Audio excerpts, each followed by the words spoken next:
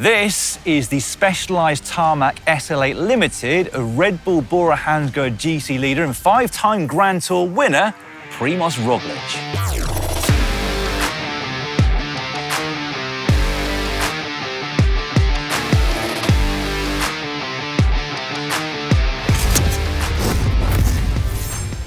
As most of you will notice, this paint job for the Tour de France is slightly different to what they've been using previously in the 2025 season.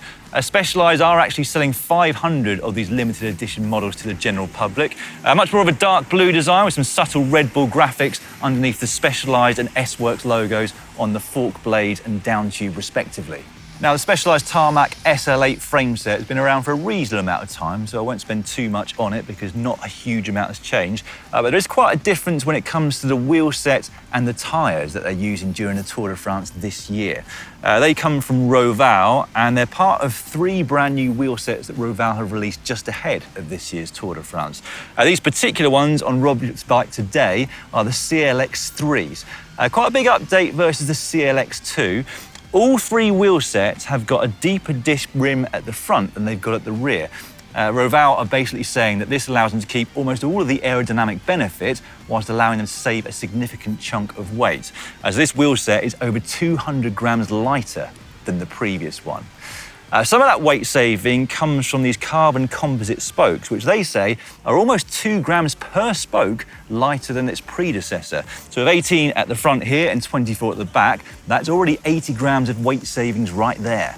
Roval have also managed to save what they say is 50 grams from the hubs, which have DT Swiss internals and ceramic bearings which come from Sync. By the way, just in case you're wondering what that rubber piece is around the right fork leg, that will be where the transponder for the Tour de France is put by the mechanics when they pick it up soon. But it's not just the wheels that are new, it's what's on them. For a long time, Specialized sponsored teams such as Red Bull-Bora-Hansgrohe and Soudal Quickstep have been sticking with their standard clincher cotton tyre. This one though, as you can see, is the Cotton TLR, which I'd imagine stands for tubeless ready, although I'm yet to get confirmation of that. Roglic on this bike has got 30mm width tyres, although they don't look quite as chunky as some of the other 30mm tyres that I've been seeing here at the race. Roval also provide the one-piece aero handlebar and stem combination.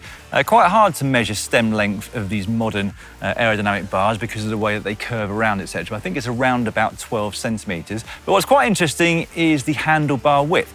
As almost all of you will know, the UCI recently announced some key rule and regulation changes with equipment that will start at the beginning of next season.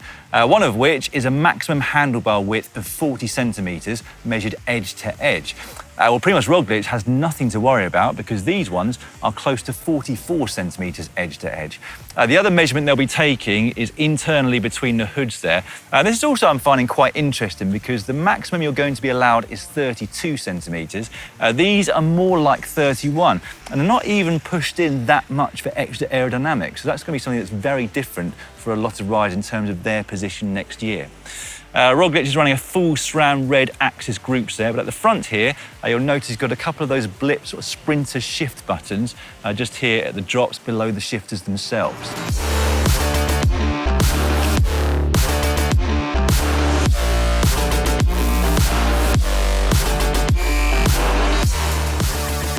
Going to move on to the gearing at the rear here now, because this is something else that the UCI are experimenting with later on this summer. So quite a few people, including some high-profile riders, have asked the UCI to restrict how big the biggest gear is. The theory being that it should improve safety on downhill specifically because it will prevent riders being able to get up to extra speed and try and go past others when it's up towards 90 or 100 kilometers per hour. But anyway, the SRAM gearing, it means it's a bit of a problem for those teams because all of their cassettes start with a 10-tooth, and this restriction that they're going to try out in August is going to restrict teams to a 54/11.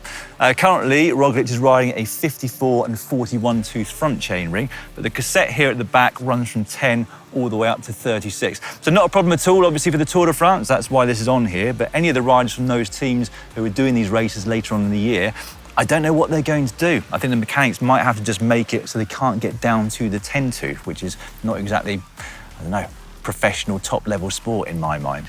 Anyway, the group set, as I said, is a SRAM red axis. The Cranks themselves, not as short as quite a few of the riders are using. Pogacar obviously using 165, Vingegaard down to 160s, but Primož Roglic is sticking with 170s, which for his stature and modern standards is quite long. And then finally, up at the top, he's running a Specialized Phenom body geometry saddle. So with that, I think it's time for me to do some measurements, weigh the bike, and do the all-important free hub sound check.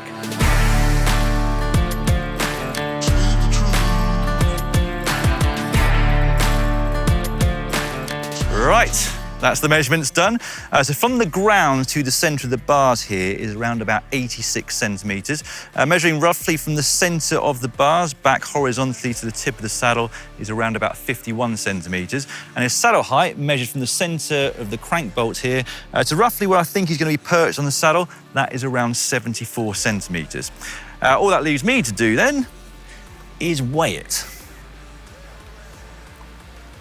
So 6.92 kilograms, now that I've taken the Garmin head unit and their bottles off, which is very close, of course, to the UCI weight limit. So this is a very light bike indeed.